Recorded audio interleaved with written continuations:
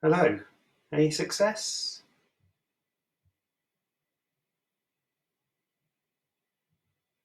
I think we might have success. Another technical hitch. Just leave a comment if you can see or hear this.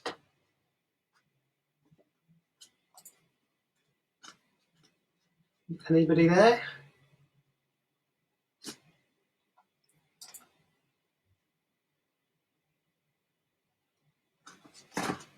Well, I think we're live. I think things are working this end.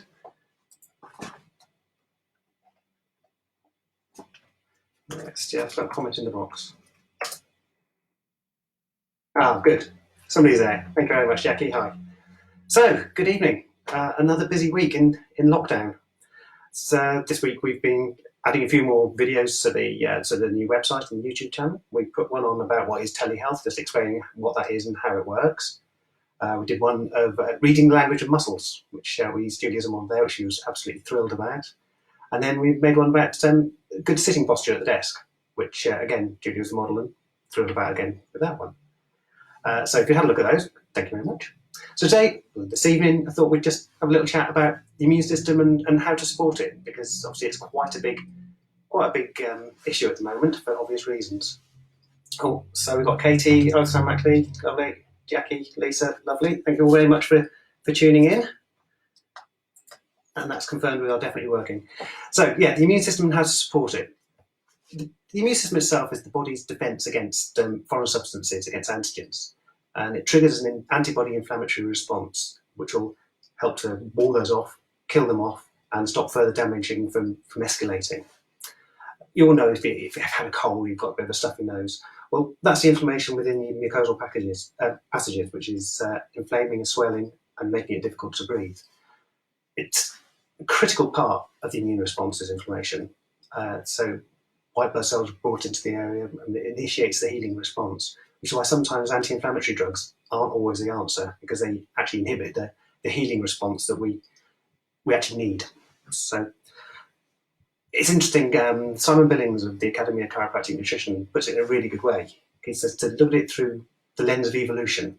So our ancestors must have had good immune systems, otherwise we wouldn't be here.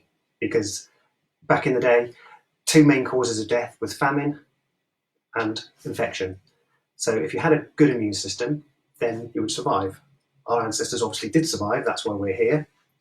And those without a good immune system didn't. So we're essentially vehicles for genetic material to come through. So our genetic material must have been pretty good. So back in the day, you're a caveman, you've got an infection, maybe you've nicked your leg on a boar's tusk, and you withdraw back into your cave. And that's a withdrawal sickness, which is a very normal part of the healing response. If we're unwell, we want to just take ourselves back a little bit and just have that time to heal, recover, rest, recuperate. So withdrawal sickness can be associated with a little bit of low mood, a little bit of depression, that type of feeling as well, which is a direct response to the inflammatory reaction. At the same time, we're also on high alert. So we're looking out for predators in the back of our mind. So that creates an anxiety as well, which is very normal. In the short term, that's all absolutely fine. But if that's sustained, it's a problem. That's where we have real issues, which affects all our levels of health. The sustained inflammatory response that we're maintaining then is in our lifestyles now, too much of the bad stuff, not enough of the good stuff, simply. And we all know this. We all know that if we eat a load of bad food, we're going to get unwell. If we eat some good stuff, actually we feel better. If we exercise, we feel better. So we know this. We know it instinctively. We don't always use it. Although it is nice to see lots of people doing exercise at the moment. So that's one good thing. Maybe at the end of all this, people will start to exercise more and realise that walking is quite a good thing to do. That will be a positive to come out of it. I'm going to have to give in again, I'm afraid. I've written a few notes and the specs are going to come out. There we go. So yeah, the immune system itself is can be over-primed to react too quickly and to a perceived threat, not a real threat. And that's where the immune system goes in a cascade, it escalates, and we get a whole damage by oxidative stress, which we need to put out, and things that we can do to put that oxidative stress out is antioxidants, and we get those from our diet. We get those, as we spoke about last week, from the rainbow foods, so the bright coloured foods. Really important to try and have some of those with every meal for a different source of antioxidants. So how do you know if you're inflamed? So some of the signs and symptoms of a sustained inflammatory response will be pain, especially if chronic pain goes on a long time. Very likely you've got some degree of inflammation there. If your tissues feel fibrotic and a bit knotty, a bit hard, that's a good suggestion that there's inflammation that's there. If you're prone to injury, again, your body is much more reactive and much more likely to get injured. Some depression and low mood, again, as we spoke about with the caveman, something else which is likely to indicate a bit of an inflammatory response. Fatigue, tiredness, which obviously a lot of people suffer as well, but that's really important. It's another indicator that something else is going on. Increased allergic response, so more allergies, again, more likely to be an inflammatory response going on there. And poor healing, so you have an injury, it just goes on and on and on, not healing it properly. Again, probably inflammation. So our immune system's been overprimed, overreactive, and the stressor that's causing it hasn't been taken away. So it's an ongoing cascade. So things that will decrease the sensitivity to our immune system will be low vitamin D. Again, we spoke about this last week. A lot of this will be very similar because that's the key to staying healthy. Be low magnesium status. Glycine is something we didn't talk about last week, but glycine is an amino acid which is really important for the anti-inflammatory pathway, but also for connective tissue. 30% of our connective tissue collagen is made up with glycine. So that's a really important one to consider. Great with sleep as well. It calms everything back down again. And obesity, that's another common cause of that hypersensitive immune system. So the other things that the court will maintain that sustained inflammatory response are the foods we spoke about last week: wheat, dairy, eggs, sugar, caffeines, and soya. And infections, viruses, bacteria, candida, microbes, parasites, sleep, stress, and obesity. So those all maintain that inflammatory response that we need to calm down. The other thing I meant to say about the antioxidants is antioxidant foods. Is glutathione is pretty well the master antioxidant, and it's very selenium dependent. So a couple of Brazil nuts a day helps get your selenium levels up. Your thyroid will like that as well. So that's quite useful little one to add into there. Something else really important, very, very simple, is just chew your food a little bit more. The first stage of digestion will start up in the mouth, where we start combining, getting the amylase into the food to break it down, to start that process of digestion. So if you scoff it all and gone, you're not digesting it properly. You're making it hard for your body to work. We want to make it easier for our body. It's difficult enough getting the nutrients we need at the moment anyway, because of demineralisation from the soil, the quality of the food that we're getting these days. So let's make the most of what we are actually eating. And that's a simple thing to do, to just take a moment longer with every mouthful. Back in 1936, Hans Selye was a Hungarian scientist who came up with something called the general adaptation syndrome, which is essentially our body's reaction to stress. And there were three main phases of that. You've got the alarm stage, which is a fight or flight response, that initial, do I stay and fight, do I run up a tree and hide? And then you've got the secondary resistance stage, where your body's thinking, oh, can I get out of this stress mode? No, I can't. Can I? No. And it's just bobbing and weaving, trying to find that homeostatic balance, that base level where everything's neutral again. And if that doesn't work, bang, then we go into exhaustion. And then we're in a bit of trouble then if we're in an exhausted state. So the alarm phase, that's my little notes, wrong way around, that was good organisation, there we go. So in the alarm phase, that's the initial phase to a stress. So the hypothalamus up in the brain will release glucocorticoids, which will then release adrenaline and cortisol. And that gives us energy, increases our heart rate, increases the blood pressure, increases our blood sugar, and it activates the sympathetic nervous system. So everything's ready to go. We're in that go, go, go mode. And that's, again, looking through things through that evolutionary lens, it's our ancient ancestors who were running away from a predator of some sort and trying to escape. They get there, they get back into the cave, they get to safety. they breathe, they pant, the oxygen is going around, and the oxygen will then just calm down those adrenal glands again, reset things, and they're good to go. Unfortunately, the world we live in, our stresses tend to be paper stress, life stress, emotional stress, and we can't really escape from those in the same way. So we get into that resistance stage of the general adaptation syndrome, where our body's trying to get the parasympathetic nervous system to offset the sympathetic nervous system. It's trying to calm everything back down again. Can we get balance? Yes, no. So we've got to find what that stressor is. And as always, we go back to the triad of health, the emotional, the chemical, and the structural. Where is that main stressor? If it's an emotional stressor, they can be harder to deal with, but we've got things like the FAST technique we talked about last week, the first aid stress tool. You've got things like Bart Flower which can help with it. Counselling, talking to friends, just talking to people, releasing it, just getting some acknowledgement of it. And I think sometimes you can even just acknowledge an emotional stressor. It really helps the body to recognise it and, okay, it's there, I can't do anything directly with it, so what else can I do? So the chemical side of things, we already discussed some of the supplements that can be useful, the vitamin D, the magnesium, the glycine, all really, really important for calming down the inflammatory reaction, but so therefore trying to get our body back into balance for the resistance stage of adrenal dysfunction. So when the body's stressed, there are a few herbs that are really useful. There are adaptogen herbs, which are things like ashwagandha, Siberian ginseng, Korean ginseng, depending on what the nervous system's doing at that time. They can all be very helpful. I'm going to clean these because they're quite blurry. So yeah, identify the stressors. If it's an emotional stressor, identify what it is. If it's a chemical stressor, it could be the food that we're eating, it could be the infections, it could be toxicities. Toxicities could be any sort of chemical, it could be hormones, internal toxicities, it could be external toxicities, it can be amalgam fillings, that for some people can be a real issue. Allergies obviously are another one. Oh, that's better, I can see.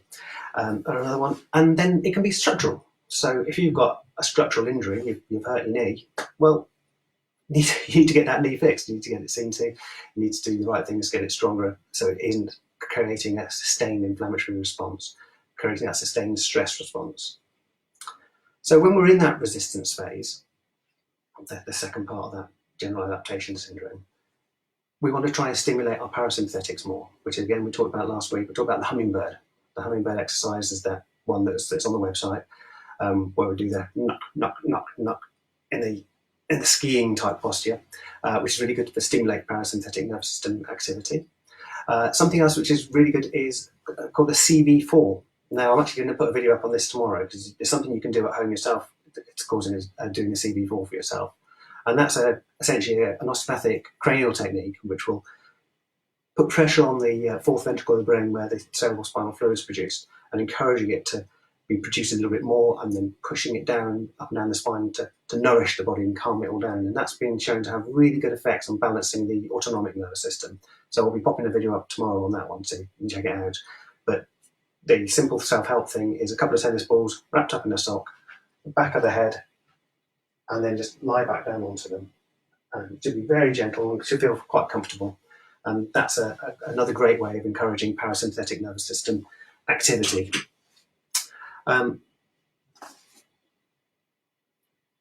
So the important thing, if we go past the resistance, we go into the exhaustion phase. That's where we've got real problems. That's where your body it's run out of steam. It's hit a wall. There's nothing else it can do to try and get you back into a normal, balanced, homeostatic place again. So for the exhaustion, you can do some exercise, but not too much, because too much is going to stress it even more. There's an adrenal recovery soup, which is quite a useful thing to do to try and move you out of an exhaustion stage into the resistance phase. I'll be putting that up onto the website as well, actually, soon. I haven't quite put that one on there yet. We've got the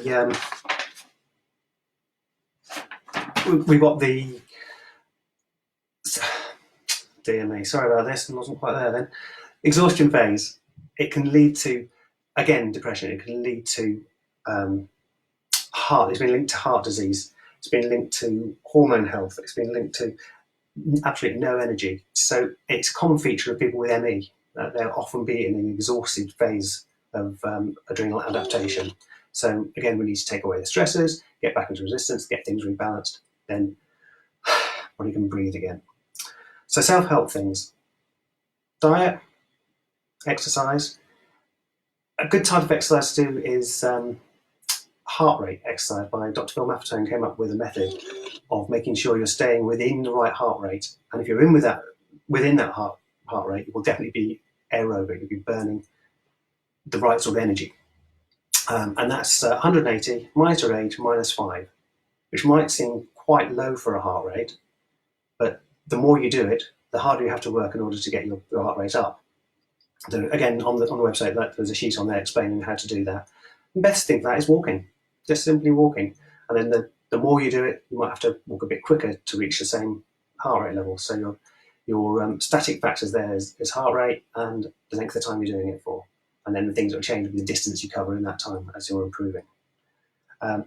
So we've got the CV4, as we said. We've got the hummingbird exercise. You've got the diet, take away the bad stuff, alcohol, sugar, refined carbohydrates. If there are infections, deal with those. Look at getting the immune system to be less reactive, vitamin D, magnesium, glycine. More things for the immune system itself. I touch here because the thymus sits underneath the sternum here, and the thymus is part of the immune system. Thymus, spleen, the lymphatic tissues, and all the things we want to be looking at. So when we're moving, we're getting the lymphatic system to drain properly and to clear away toxicity. 80% of lymphatic drainage comes from the diaphragm. So good deep breathing, as we spoke about last week, is really, really important. You can breathe in over 7, hold it for 5, out over 11 seconds. That's a way of just really trying to get that diaphragm to work and pump the lymphatic tissue away. We can do the Tarzan tapping to try and stimulate the thymus. And we can look at the emotional factors, Barflower remedies, fast technique, counselling, whatever can be good for you there. A couple of herbs that can be good. Most people have heard of echinacea. That's a really good first line, maybe for immune system stuff. If you've got some sort of bug, upper respiratory stuff, the colloidal silver can be quite useful. Astragalus is a herb I find quite useful for maybe bugs and things that are hanging on a little bit longer than usual. They're not quite getting rid of them. That can be good. There's something called Camus Supreme, which is a great source of vitamin C and can be a really strong antimicrobial. You've got the golden seal, which is a bit more of a bitter type herb, and that can be quite good for more acute infections as well. But there's lots of herbs that can be used, but obviously you've got to make sure it's safe to use those herbs at that time, and it's not something more sinister that needs more advanced medical help. So just you've got to be cautious with any of this. Self-help, absolutely, but make sure you're being safe along the way with that. So I just want to see here, who else we've got? Those were my main bits and pieces. A little bit rambled there, I do apologise. I hope that made sense. So we've got, hi Sue Smith as well. Adam Nels again, that's good. We've got Russ. Type out hello, Russ. Cute glasses from Ella, thank you, Ella. And Lloyd, thank you very much. So, yes, I just want to take this opportunity as well to ask any questions on maybe what we talked about last week or today. Anything else we wanted to, I can try and answer. Anything else we can talk about? I know I did have one question from Caroline, my sister. She was asking about, with all the hand washing that we're doing, it's getting really dry, chapped, irritated hands. Fair, but I think it will. All that soap that they will irritate the skin for lots of people as well. So there's a few things there again you can do. Aloe vera is really good, really calming, really cleansing for the hands. A vitamin D cream, you can use that locally. Any sort of barrier creams as well can be quite useful. So even something like Vaseline can be quite useful on there to start off with. But again, we want to make sure, ideally, that the body is stronger from the inside. So things that can protect the tissue membranes of the hands would be lots of fish oils to start off with. So that's going to be effective to try and make it less reactive, to stop them drying out so much. Hang on, I've got quite a good questions here. It's those. Oh, hello, Liz. Thank you for that. It's a lovely message. Oh, hello, Alex. Lovely to see you too. And G, hello again. Neurological pain, Elspeth. What do you mean by neurological pain? That is absolutely is a stressor to the body without a doubt, a massive stressor. Um, oh, Chris and Anna, hello both. And Caroline just kept losing connection. No, no, it wasn't an event this time, I'm afraid. This was more of a video one. So yeah, I've got a message there saying neurological pain. So that can be any one of a number of things. But sorry, I just saw another question. Greg hasn't come up. But yeah, if you've got chronic debilitating neurological pain, that's going to affect you on every level. It's going to be inflammation. It's going to be pain itself. It's going to sustain the response. So again, it's trying to find out what's initiating it, where it's coming from, and if you can't do anything about it directly, because it's the type of injury that it is, then you need to do all the other things around it. You need to calm that down. Things like B12 can be quite useful, magnesium, calcium. So we're looking more around what could be. It's just supporting your body to sort out that pain itself. So hopefully that makes some sort of sense, but without any more detail, it's hard to message that one. Tammy, what is good alkalizing food? Yeah, absolutely. There's essentially, that's a really good point as well, Tammy. I'm going to put that onto the website in the next couple of days because I've got a great sheet on the alkalizing foods. Essentially, we're looking at anything that's green. That's the first and foremost. Green foods, really alkalizing, really nourishing. The chlorophyll there is great. Decreasing the simple carbohydrates, decreasing dairy as well, that can be a bit of an issue for people.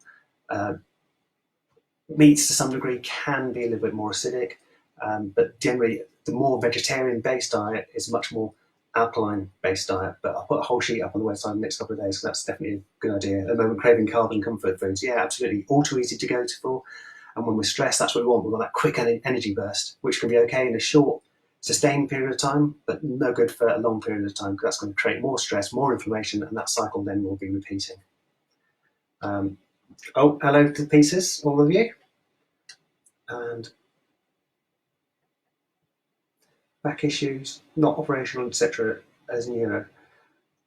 So, am I guessing from there, I suppose that's a disc type issue that can't be operated on? Caroline, are there any supplements you should be wary of in case you have too much?